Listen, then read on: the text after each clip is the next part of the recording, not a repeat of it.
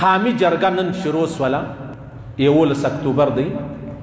نو دا جرګه خو ډیر انتظامات ورته سوي وو ډیر مطلب هغه منډې ترنډې ورته سوي وې ډیر محنت سوی وو بیا حکومت پر دې پابندي ولګوله دا یې کالعدم کړلو دا یې مطلب له لیسټه وایستل حتی چې وزیر داخله دا اعلان وکړي چې پاسپورټ به هم در بلاکو او شناختي کارډونه به هم در بلاکو هغه مفتي منیر شاکر ورته ویل و ستا شی دی ستا خپله خوښه ده کې بلاکه یم ستا خوښه ده کې خلاصه یم ستا خوښه ده ولې د 1980 کاله مخکې پاکستان وو موږ پر دغه خاوره پراته وو دا زموږ کور د پلرو د نیکهګانو نو زما د پلرو د نیکهګانو پر مځکه زه پروت یم که ته ما شناختي کارت تا راکړی و زه نه وم درغلی نو چې تا راکړی و نن کې ته بلاکه یې پر دواړه سترګې بلاک پروا نه لري مې شناختي کارت دی دې دپاره چې بلاکې کې دا اوس عجبه خبره شروع سوله یعنې که دا ما چې ته لږ خشل سرغړونه وکړې دی ستا شناختي کارت در بلاکوي او ته نه یې په خبر چې کله یو زوی بابا عاق له کور یې پسې واخلي دا زوی بیا ولاړ سي د اکاګانو کره که اکاګان نه وو بیا د پلار د دشمنانو کره هلته ناست دی بیا پلار په ډبرو ولي ته نه یې خبر په دې خبره باندې دا ته و دې خبرې ته مجبوره کوې چې پاسپورټ در بلاکوم شناخت کارت در بلاکوم داسې به وکړمه بیا به ته دا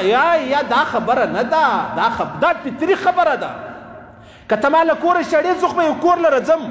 که ته پر ما لاس پورته کوې نو زه خو هم د چا لاس نسم که بیا نه نسمه دا ستا له لاسه پیښه ده دا مسله پیغمبر علیه الصلاة والسلام مبارک فرمایي بدترین حکمران هغه دی چې هغه ظالم وي پیغمبر علیه الصلاة والسلام فرمایي سختترین عذاب الله پاک و هغه حکمران ته ورکوي چې خپل پر حق له ما غواړي موږ رعایا او ما ته زما و ستا حق نه راکوي تاسو به دې خبره پوهېږئ ما او تاسو په دې وطن کې اوسېږو موږ ته د روزګار ترتیب را کړی ما او تا ته د بجلۍ و د ګیس ترتیب را کړی دی 1 روپۍ ګټمه او 2 روپۍ ټیکس راڅخه اخلې نو ولې نو ستا حق خو پراته دی ستا د بچیانو قریبانو عزیزانو ستا هغه د مړه سر لا هم خپلې پیسې معلومې دي زه ژوندی یم بچی مې د لوږې مري بچی مې د تندې مري بچی مې له یخه مري بچی مې له ګرمۍ مري مجال دی که تا و ما ته حق را کړی دی ولې د الله رسول فرمایي چې بدترین عذاب د هغه حکمران دی چې کوم خپل حق پره غواړي او د رعایا او حق نور کوي دی ټولو ته پره حق رسېدلی دی و ما او تا ته یوه ذره شی چې دی هغه رسېدلی نه دی پیغمبر علیه الصلاة والسلام فرمایي وای که چیرې یو ظالم حکمران په داسې حال کې مړ سو د بخاري او د مسلم حدیث دی که یو ظالم حکمران په داسې حال کې مړ سو چې د ظلم کوي پیغمبر علیه الصلاة والسلام فرمایي دا جنت پر ده حرام دی حرام نو چې جنت پر چا حرام سي نو بیا به چیرې ځي دوزخ لره به نه ځي دا هغه ظالم حکمران لکه نن زما او ستا د وطن چې دی پیغمبر علیه الصلاة والسلام فرمایي کوم حکمران چې زما د امت سره د خپلو رعایاو سره نرمي کوي یا الله د هغو سره نرمي وکړه او کوم حکمران چې د خپلو رعایاو سره سختي کوي دا د بخاري او د مسلم حدیث دی پیغمبر علیه السلام فرمایي یا الله د ده سره دغسې سختي وکړه دا پیغمبر علیه السلام فرمایي له ما سره سختي کوي د وطن سره سختي کوي د رعایاو سره سختي کوي ظلم کوي ناجایزه کوي خپل حق دې پره ویوړی زما پر حق دې ډاکه ووهله بیا ملامت زه یم خو بیا هم الحمدلله الله لره دې حمد وي بیا نن اجازه ورکړه چې تاسو جرګه کولی سئ او جرګه کوو دا جرګه څه د وطن خلاف پروګرام نه دی چې یاره زه به د وطن سره بغاوت کوم زه به داسې دا منم چې پلانه زه به ستا باغي یم تا زما بچی را ووژي زما لور دې را ووژل زما کور دې را ونړوئ زما کور دې را ړنګ کوئ نو زه به ستا سره دغسې بدي کوم نور د وطن سره زموږ جنجال نه دی وطن زموږ کور دی هېڅوک خپل کور په ډبرو باندې نه ولي نو الله پاک دې زموږ دغه چې کومه جرګه ده الله دې کامیابه کړي مولانا صاحب د دې حمایت وکړي ټولو پاټیانو والا د دې حمایت وکړي خو تر ټولو لویه ستړې به زه در وښیم عزیزانو لویه ستړې د پښتنو پر کور دا برابره ده چې موږ اختلاف تباه کړلو پښتانه یو نه لاس ځایه تقسیم سوي دي په مختلفو نومو باندې څوک وایي زه باچا خاني غواړم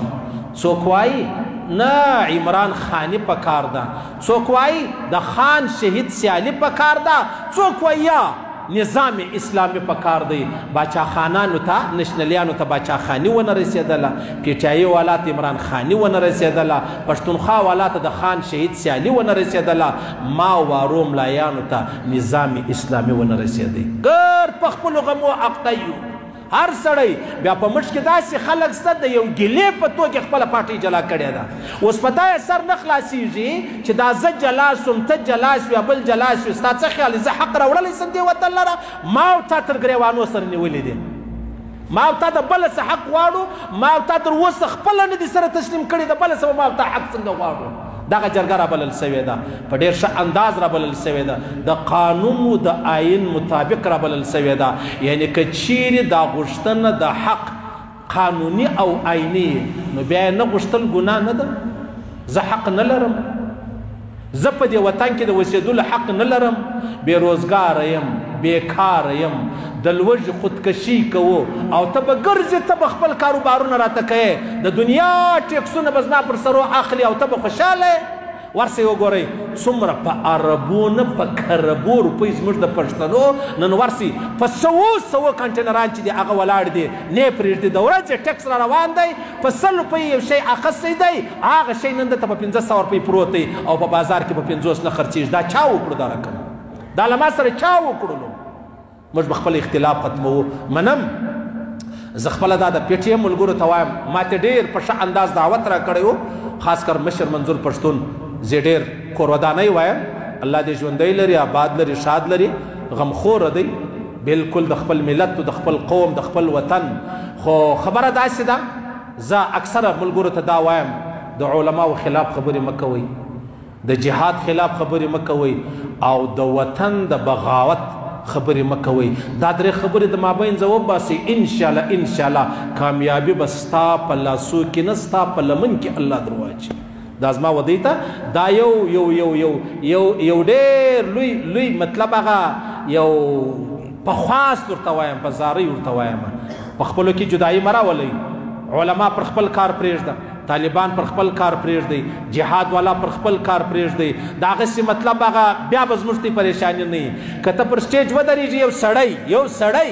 هغه ټولو علماو ته بد وایي، نو بیا د علماو همدردي د سره کېږي؟ نه کېږي، قطعا نه کېږي. د آیین مطابق، د قانون مطابق پر دا ځکه حق ورستل، دا ما او تا ته الله او رسول د آیین و قانون د پاکستان قانون د حق ما او تا ته را کړی دی. موږ دعاوې کوو الله دې دا جرګه کامیابه کړي. الله پاک دې دغه جرګه د مسلمانانو دپاره،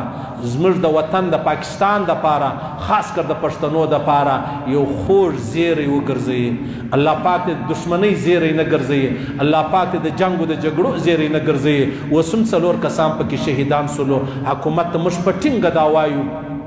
چې هر شهید ته جلا معاوضه ورکه، که څوم 1 ارب روپۍ ورکې د دوی کور په دا 1 ارب روپۍ باندې نه آبادیږي. کم سے کم د خپله بدنامي چې د هغه ټوله که، کم سے کم زما سره همدردي وکړه، همدردي به کوې، همدردي به کوم. ګورې زما لاسونه تړلي دي او ستا لاسونه خلاص دي او بیا هم زه ظالم یم. زما لاسونه دي شاته را تړلي او ستا لاسونه خلاص دي، سره د دې چې ستا سره هتیار در سره دی، بیا هم زه ظالم یم، بیا هم زه بد سړی یم. راسه د جهان پر منافقانو، راسه د جهان پر کافرانو فیصله وکړو چې زه ملامت یم که ته ملامت یې، ملت ملامت یې او که ته ملامت یې، حکمران ته ملامت یې که دغه انسانان ملامت یې. الله پاک دې زموږ وطن نه راخرابوي، الله پاک دې دغه جرګه کامیابه کړي. چې کوم څوک ورک دي الله پاک دې خپلو کورو لره جوړ او روغ راولي. ها که د قانون و د آیین خلاف جرګه یي، قانون د آیین خپل حق غوښتل نه غواړو، دا حق ورسره نه غواړو، قطعا نه غواړو. د آیین او د قانون په چوکاټ کې دا خبرې در سره کوو. دا زه چې بار دا خبره کوم، دا به بیا زما بیان خلک ټوکړې کې یو توری به راواخلي، د خپل مقصد دپاره به استعمال کړي. د آیین او د قانون مطابق حق غواړو، که د آیین او د قانون مطابق نه غواړو، دا حق استی مبارک. پوه شواست؟